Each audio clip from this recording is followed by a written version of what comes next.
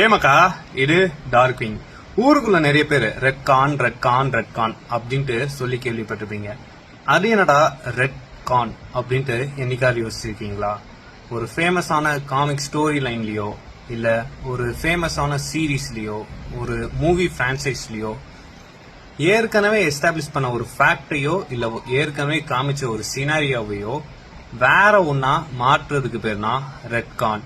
இதை மேக்சிமம் அந்த ஸ்டோரி லைன்ல ஒரு கன்சிஸ்டன்சியை கொண்டு வரதுக்காக நிறைய பேர் பண்ணுவாங்க.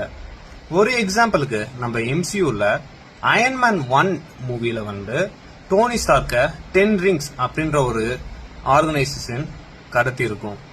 அதுவே அயன்மேன் 3ல அந்த 10 ரிங்ஸ் ஆர்கனைசேஷன் கம்ப்ளீட்டா பொய்யான ஆர்கனைசேஷன் சொல்லியிருப்பாங்க.